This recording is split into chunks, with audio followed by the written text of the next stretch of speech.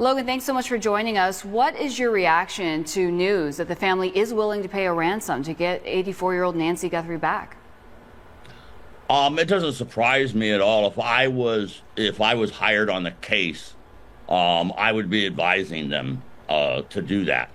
This whole thing doesn't make any sense. Whoever's done this is doing everything that you don't do in a kidnapping. It's just the back door was wide open.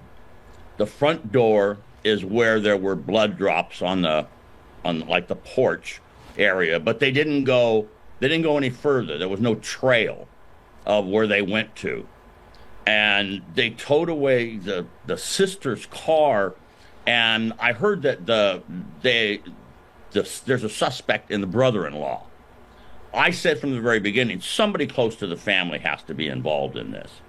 They knew too much about the house, about everything. The wiring on the roof could have been a listening device in the house.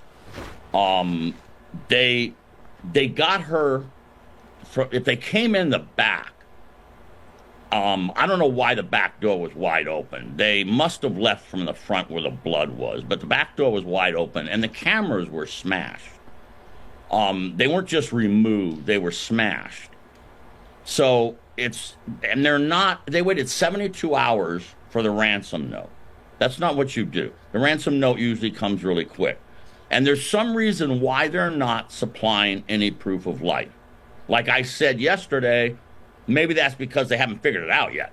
And they don't know how to respond to the family and talk to them without it being traced back to the kidnappers. There's just so much that doesn't make sense and why they're doing it. Nobody's going to get paid on a kidnapping if you don't have communication with the family of the kidnapped person. Nobody's going to pay without proof of life. And everybody knows that because of AI, proof of life can be really screwed around with. So they've got to get a direct conversation going with Nancy and ask her questions that proves that is Nancy. Another weird thing is why they released the house so fast. The police did. Now the sheriff, technically the sheriff would be in charge of this. The FBI doesn't come in and like a bull in a china closet and say, hey, we're taking over. The sheriff would be in charge. However, the sheriff was caught off guard with this new video that they put out. So I'm trying to figure out if the feds are guiding them on what to do, or a private detective. I've been called in on many kidnappings when the police were working on the kidnapping, and I spent more time with the family than the police did. There's just so much that is weird about what they've done and how they're continuing this thing. Logan, can I ask you, if the family is willing to pay the ransom, does that tell you that they have some sort of proof of life? No, I don't believe they have proof of life. They're just telling them that we're willing to pay the ransom. If they had proof of life, it's possible that they do. Again, like I said, the feds could be playing the kidnappers, but this is going so long without any communications, without any negotiations, and it's just not making sense. There's only two reasons you do a kidnapping. It's money or revenge. So I don't know who would have revenge on them unless it's something that's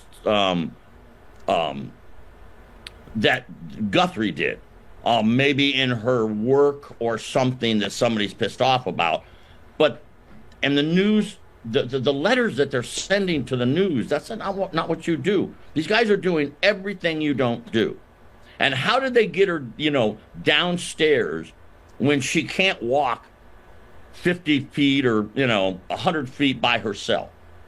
So you got to get her downstairs. Maybe they rang the doorbell to get her to come downstairs on her own and then went out the back door. But why would there be blood in the front? There's just so many things that don't make sense. Usually these things follow a certain pattern. All kidnappings kind of follow a certain pattern. And these guys are not doing anything that makes sense.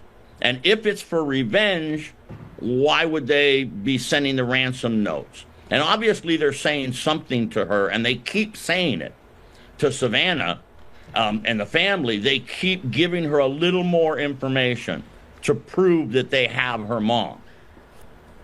So it's just And it Logan, doesn't make sense. One more thing, the car being towed. What do you think about that? What does that indicate? Well, they said that the brother-in-law, they towed the sister's car. So the brother-in-law, her husband, is supposedly a suspect. In any investigation, you start with the family, whether it's a murder, in the family. You start with the family members, the people that are closest. You start investigating with them, and then you widen the circle. Every investigation, you draw a circle, and you put all the information in there, and you start pulling out what's not factual. It's typical that somebody, I don't know why they would say that the brother-in-law is a suspect. That's a little weird. And it's weird that they released the house so early and they keep going back to it. Mm-hmm. They've gone back 4 times, 5 times. They went back and got something off the roof. And the only thing that could be, not the only thing, but the most likely thing is that some sort of a listening device so that they would know what was going on inside the house. They had to have the house figured out. And the back door, like I say, was wide open. There didn't seem to be any damage. There was forced entry, they said, to the house. Now, the forced entry could be a red herring. If the back door was wide open, it's just so much of this does not make sense in the normal run of a kidnapping. Logan, your 40 years of experience, how does this end? With her medical problems, it's really dangerous. And the longer that it goes, and she didn't have her medication and the pacemaker stopped. How are they keeping her alive? Now, that could be, unfortunately, that could be a reason why there is no proof of life. They're trying to get the money if something happened to Nancy. And they're still trying to get the money. The easiest thing would be show proof of life, make arrangements for the money, but they should have a plan already. Like I said yesterday, they should have a plan of how they're going to deliver the money. I mean, kidnappings, if you're going to be successful, have to be planned out really, really well. And it sounds like the beginning of this was planned out, and the back end of it, they have no idea. It took 72 hours for the ransom to come around, which is weird. I can't see them taking her a long ways away. They would have had time. They would have had time to get the hell out of there and get far away. But then you got to bring her back or leave her someplace for them to go get. It's going to be harder to prove that she's alive before you pay the ransom. There's an exchange, and you've got to keep them at the same time, where the money is taken at one location and the person is released at another location. So they got themselves some problems. I mean, the sheriff doesn't seem to be in charge of the investigation. The feds may be pulling the strings, or there could be a private detective. Many, many times they'll call somebody like me. The family will, just because they want a different opinion. They want somebody to confide in and talk to and see if it's different than what the police are doing. And they know that the kidnappers are going to be very weary of the police. And if the police come in, the worst thing is that they give up on this thing and do something to Nancy. Right. That would be the worst. But why haven't they shown proof of life that they've got her? Logan Clarke with Global Pursuit. Logan, we appreciate your insight and time tonight again. Absolutely.